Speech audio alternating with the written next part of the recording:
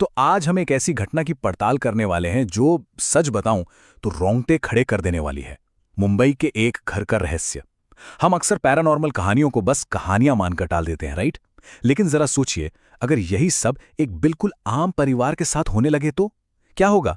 विज्ञान और विश्वास के बीच की वो लाइन ना बिल्कुल गायब सी हो जाती है। चलिए सीधा इस मिस्ट्री में डाइव करते हैं। हमारी इस कहानी के केंद्र में है कुलकर्णी परिवार। अशोक जी, जो एक सरकारी कर्मचारी हैं, उनका मुंबई ट्रांसफर हो जाता है। अब मुंबई में घर मिलना कितना मुश्किल है, ये तो हम सब जानते हैं। तो जैसे ही एक रेनोवेट किया हुआ नया घर मिला, अशोक जी ने उसे तुरंत डन कर दिया।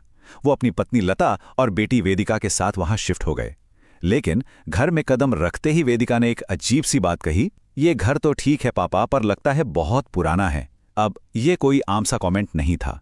बाहर से चकाचक दिखने वाले इस घर की दीवारों में कुछ ऐसा छिपा था जो बहुत बहुत पुराना और खौफनाक था। शुरुआत में जो वार्निंग साइंस मिले ना, वो एकदम परेशान कर देने वाले थे। जब वेदिका अपना कमरा साफ कर रही थी तो खिड़की दरवाजे बंद होने के बावजूद वहां एक अजीब सी सड़ी ही बदबू आ रही थी। फिर फर्श पर लाल रंग के अजीब से निशान। उसने खुद को समझाया कि यार शायद ये पेंट के निशान होंगे। लेकिन सबसे अजीब चीज, बाहर पत्ता तक नहीं हिल रहा था, हवा का नामो निशान नहीं था, लेकिन कमरे के पर्दे अपने आप लहरा रहे थे। अब इंसान का दिमाग कैसे काम करता है, हम हर अजीब चीज के पीछे कोई ना कोई लॉजिक ढूंढ ही लेते हैं। वेदिका ने भी यही किया। उसने सोचा कि शायद ये बस उसका वहम है और इस बात को पूरी तरह इग्नोर कर दिया। पर वो लॉजिक वाला दिमाग ज्यादा देर तक नहीं चल पाया। रात का करीब 1 बज रहा था। वेदिका गहरी नींद में थी और तभी उसे महसूस हुआ कि उसके बिस्तर के ठीक नीचे कोई बहुत ही अग्रेसिव तरीके से नाखून खरोच रहा है। इमेजिन कीजिए, एक नए घर में आपकी पहली रात हो और बिस्तर के नीचे से ऐसी आवाजें आएं। डर के मारे उसकी हालत खराब थी। उसने हिम्मत जुटाई, नीचे झांक कर देखा, लेकिन वहां कोई नहीं था, लिटरली कोई नहीं। और ये तो बस शुरुआत थी, क्योंकि इसके फौरन बाद उसे ऐसा लगा जैसे छत पर कोई बहुत तेजी से भाग रहा है। अब यहां ध्यान देने वाली बात यह है कि उस अनदेखी ताकत ने सबको एक साथ नहीं डराया। उसने परिवार वालों को अलग अलग टारगेट किया, एकदम मनोवैज्ञानिक तरीके से। एक तरफ वेदिका के साथ आधी रात को अचानक बिजली गुल हो जाती है, उसे अपनी मां की परछाई जैसी कोई चीज दिखती है जो पल भर में गायब हो जाती है। और दूसरी तरफ उसकी मां लता का एक्सपीरियंस एकदम अलग था। उन्हें दिन के उजाले में डराया जा रहा था। दरवाजे की घंटी जोर जोर से बज रही है, लेकिन बाहर देखो तो कोई नहीं। घर के भारी भारी दरवाजे अपने आप झटके से खुल रहे हैं। ये सब उन्हें अंदर से तोड़ने की एक भयानक साजिश थी। और देखते ही देखते बात सिर्फ डराने धमकाने से बहुत आगे बढ़ गई। उस एंटिटी ने अब फिजिकल नुकसान पहुंचाना शुरू कर दिया था। अशोक जी के जरूरी ऑफिस डॉक्यूमेंट्स रात भर में पूरे घर में तितर बितर कर दिए गए। पूरा परिवार दहशत में था। कई रातों से कोई सोया नहीं था। हालत बिल्कुल खराब हो चुकी थी। ऐसे में वेदिका ने अपनी एक दोस्त ज्योति से बात की और ज्योति ने उन्हें बिल्कुल सही सलाह दी।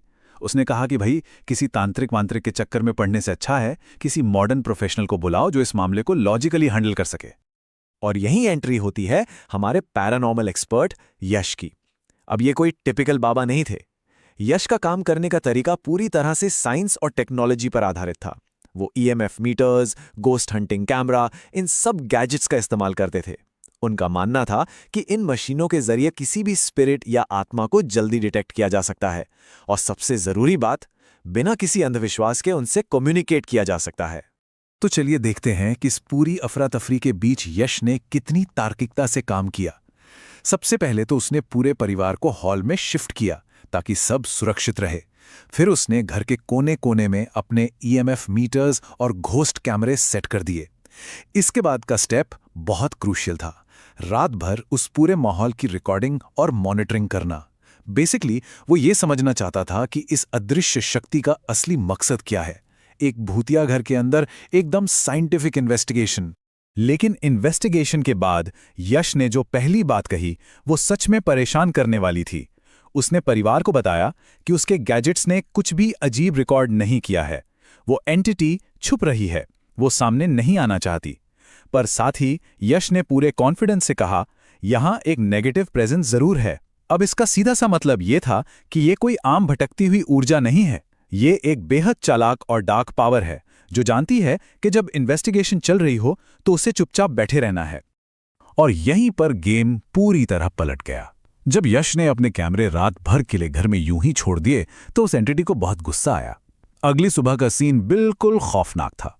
पूरा घर तहस नहस पड़ा था। चीजें टूटी हुई थीं, इधर उधर बिखरी हुई थीं।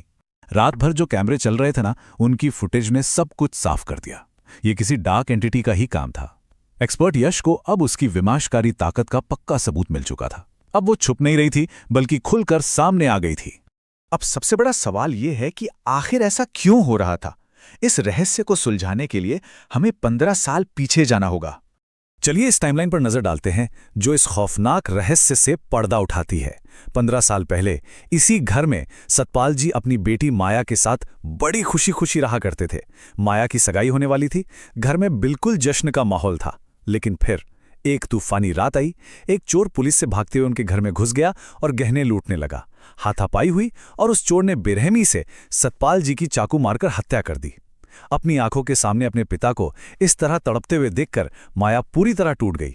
उस सदमे को वो बर्दाश्त नहीं कर पाई और उसी घर में उसने अपनी जान दे दी। यही वो हिंसक और दर्दनाक अतीत था जिसने माया को एक शांत लड़की से उस खौफनाक डार्क एंटिटी में बदल दिया। इस पूरी ट्रेजेडी को समझने के बाद यश ने आखिरी बार माया की आत्मा से बात करने की कोशिश की, और जो जवाब मिला वो जितना डरावना था उतना ही दुखद भी। माया किसी भी हालत में अपना वो घर छोड़ने को तैयार नहीं थी। उसने यश के जरिए कुलकर्णी परिवार को एकदम क्लियर अल्टीमेटम दे दिया, इस घर से तुरंत निकल जाओ वरना इसके अंजाम बहुत बुरे होंगे। वो उस घर को आज भी सिर्फ अपना मानती थी और वहां किसी और का रहना उसे बिल्कुल भी मंजूर नहीं था। इस खौफनाक चेतावनी के बाद अशोक जी और उनके परिवार के पास कोई दूसरा रास्ता नहीं था। वो उसी दिन अपना सब कुछ छोड़कर उस घर से हमेशा के लिए चले गए।